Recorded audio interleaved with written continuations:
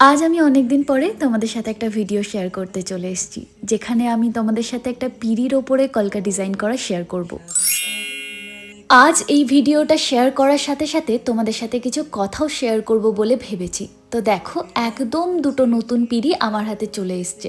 প্রথমেই আমি কোণের পিড়িটা করব এবং সেকেন্ড পার্টে আমি তোমাদের সাথে বরের পিড়িটাও শেয়ার করব। যেহেতু এটা একদম নতুন পিড়ি ছিল, তাই এতে আমি আর সাদা প্রাইমার করিনি, একদম রেড কালার দিয়ে ডাবল কোট করে নিয়েছি। এটা ছিল আমার একটা অর্ডার ওয়ার্ক। কাজ যখন ভালোবাসার সাথে মেশে তখন কিন্তু সেই কাজ বড্ড আনন্দ দেয়। এটা ছিল একজনের বিশেষ দিনের কাজ, সে ভরসা করে আমায় এই কাজ করতে দিয়েছে। এখন তো বিয়ের সিজন চলছে, তাই তোমাদের সাথে এই ভিডিওটা শেয়ার করলাম। আসলে কি জানো তো, আজকাল এই সোশ্যাল মিডিয়াতে এত সব নোংরা ভিডিও, সেই সব ভিডিওর ভিড়ে এই সব ভিডিওগুলো না খুব একটা মানুষের কাছে পৌঁছায় না। আর না পৌঁছালেও খুব একটা সমস্যা নেই, কারণ ভালোবাসার কাজ ভালোবেসে আজীবন করে যেতে রাজি। তোমরা তো দেখলে রেড কালারের কোট করে নিয়েছি পিড়িতে, তবে এটা কিন্তু আমি অনেকটা সময় ধরে শুকিয়েছি, তারপরেই এই সাদা ফেব্রিকের কাজ আমি শুরু করি। এই কাজটা আমি একটা ছবি থেকে রেফারেন্স নিয়ে খানিকটা নিজের মতন করে নিজের আদলে কিন্তু করেছি।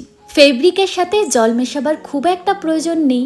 আসলে আমি চেষ্টা করেছি এই ভিডিওর মাধ্যমে সমস্ত ডিটেলসটা তোমাদের সাথে শেয়ার করার, কিন্তু দেখো এই একটা পিড়ি করতেই আমার 4 থেকে 5 ঘন্টা সময় লেগেছে। আমি 2-3 দিন সময় নিয়ে এই দুটো পিড়ি কমপ্লিট করেছি। তো এই এতটা সময়ের ভিডিও 1-2 মিনিটে তো দেখানো সম্ভব নয়, তবে যতটা পেরেছি তোমাদের সাথে শেয়ার করার চেষ্টা করেছি। তোমরা যদি আমার ভিডিও দেখতে দেখতে এত দূর পর্যন্ত চলেই আসো, তাহলে আর একটা কথা জানাই, সেটা হচ্ছে অনেকের বাড়িতেই কিন্তু পুরনো পিড়ি থাকে। সেক্ষেত্রে তোমরা অবশ্যই হোয়াইট প্রাইমারটা ইউজ করবে, না হলে কিন্তু এই লাল কালারের রঙটা একদম ফুটবে না। তো সেক্ষেত্রে তোমরা হোয়াইট কালারের প্রাইমার করে বেশ খানিকক্ষণ শুকিয়ে নেবে, তারপর রেড কালারের কোট করে সেটাকেও বেশ খানিকক্ষণ শুকিয়ে নিয়ে তারপরে তোমাদের ইচ্ছে মতন যে কোনো কালারের ফেব্রিক দিতে পারো। যেমন এখানে একটু হলুদ কালার ইউজ করলে বেশ ভালো লাগতো, কিন্তু এটা যেহেতু আমার অর্ডার ওয়ার্ক ছিল, তাই আমি তেমনভাবে কিছু করিনি।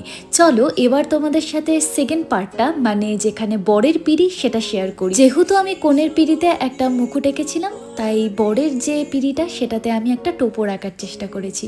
তো চলো আরও কিছু কথা তোমাদের সাথে শেয়ার করি। অনেককেই দেখি মানুষের কাছে পৌঁছে যাওয়ার জন্য বা নিজের একটু নামের জন্য বেশ কুরুচিকর অশ্লীল ভিডিওগুলো করে। তাদেরকে সেরমভাবে কিছু বলার নেই, কারণ এটা নিজস্ব ব্যক্তিগত মতামত।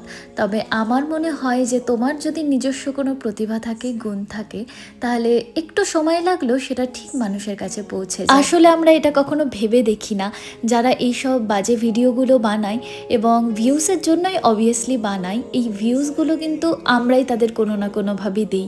সেই বাজে ভিডিওগুলো আমরা শেয়ার করি, কিন্তু যদি আমরা একটা ভালো নাচের, একটা ভালো গানের বা ছবি আঁকার ভিডিও শেয়ার করি, সেটা যদি আরও দুটো মানুষ দেখে ইন্সপায়ার হয়, দুটো মানুষ করার চেষ্টা করে, সেটা একটু বেশি ভালো নয়? অনেক দিন পর আমার মনের কিছু কথা তোমাদের সাথে শেয়ার করেই ফেললাম।